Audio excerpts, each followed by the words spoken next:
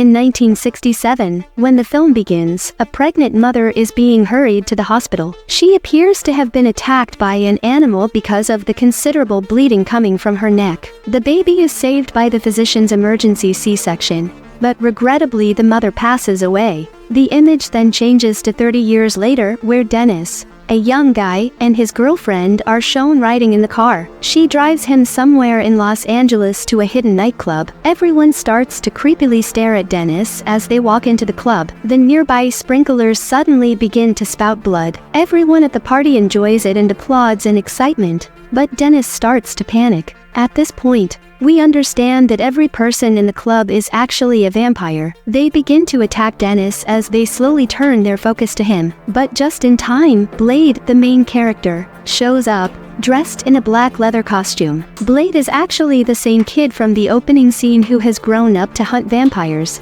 Blade is attacked by the vampires, but he quickly defeats them with his unique weapons. Eventually, all the vampires aside from the muscular Quinn are either dead or have fled. After failing to surprise Blade, he is instantly burned to death. Blade nonchalantly leaves the area as the police show up. In the following scene, the police deliver Quinn's burned body to a nearby hospital, where it is examined by Dr. Karen Jensen, a hematologist, and Curtis, a mortuary technician. Numerous anomalies, including abnormally formed jaw muscles, are found. Quinn resurges and attacks both physicians while they talk about the test results. The vampire instantly kills Curtis by biting him, but Blade arrives before he can also kill Karen. Quinn flees after he skillfully amputates one of his arms. After that, Blade brings Karen to his safe home, where his former colleague Abraham Whistler attends to Karen's wounds. Abraham gives her a dose of a mixture of silver nitrate and garlic essence, while expressing cautious optimism about a prognosis,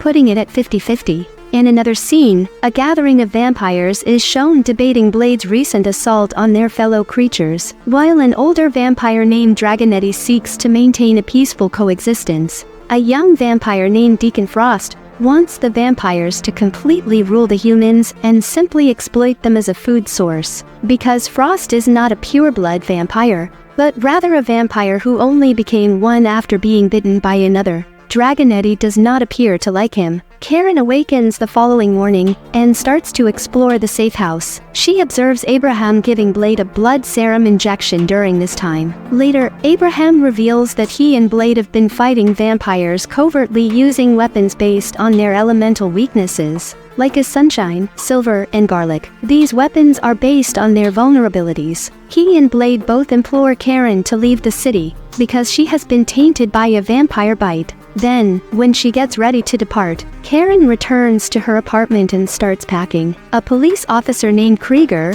who is a human slave owned by a vampire, confronts her. Blade saves her once more as Krieger tries to attack her. He easily takes down the dishonest officer and sees a tattoo on the man's neck. It is quickly recognized by Blade as the Deacon Frost mark. Then he permits Krieger to leave in the anticipation of locating him at another vampire club. Blade and Karen then follow Krieger to a fresh subterranean club in her shadow. They see Pearl, a morbidly fat vampire who keeps records, there. To force him to provide information, they subject him to UV light torture. The pustulant freak of nature initially refuses, declaring that he'd rather die than tell. However, he speaks up as soon as the UV rays begins to hurt his skin. Frost intends to direct a ritual that will use 12 pure-blooded vampires to awaken the blood god Lamagra, Pearl reveals. With this knowledge, the pair explores the vampire archives, which contain pages taken from the Vampire Bible. Soon later, they are ambushed by a group of vampires commanded by Quinn,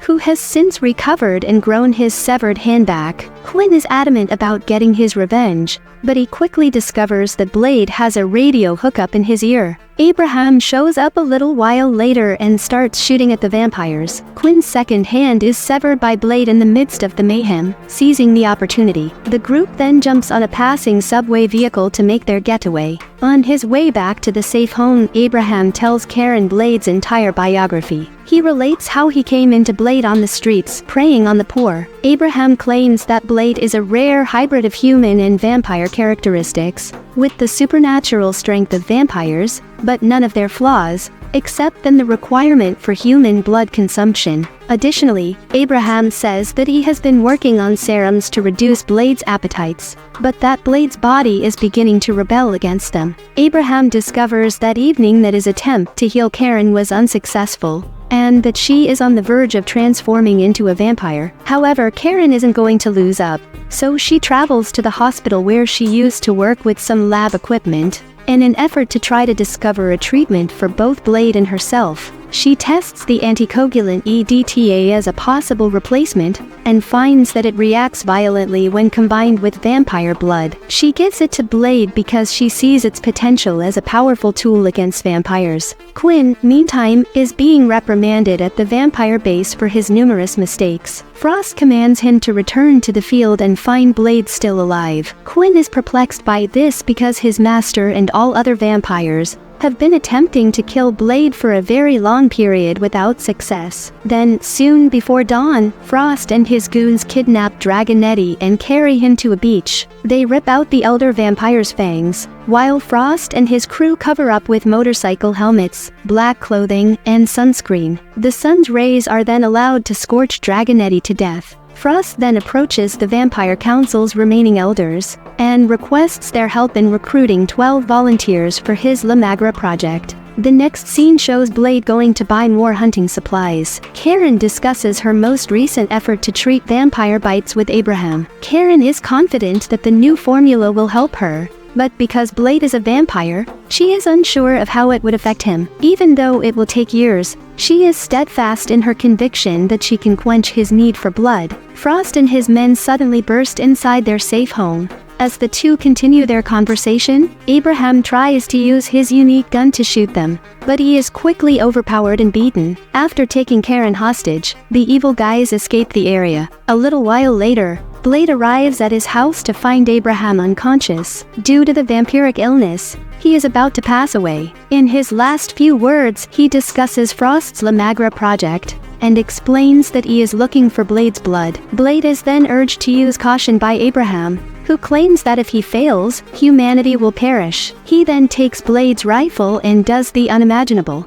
Blade breaks into Frost's headquarters and kills all of Frost's soldiers. Out of fear that he would become a vampire, crazed by rage, he uses EDTA to assault any vampires in his path, causing them to bloat and explode in a blood and prosthesis shower. When Blade eventually makes it to Frost's office, a woman confronts him. She refers to him as Eric, implying that she is familiar with him. Then, in a startling revelation, we learn that the woman is in fact Blade's mother, who has been serving Frost since she was reborn as a vampire. This discovery causes Blade to become preoccupied, at which point Frost and his men arrive and kidnap Blade. At this point, Frost comes clean about who he is, the vampire who bit his mother while she was carrying him. He admits, "That's right, I'm your father." After that, Blade and Karen are imprisoned in a pitch-black room. Blade then queries Karen on the status of her investigation into a miracle treatment. She responds by explaining that,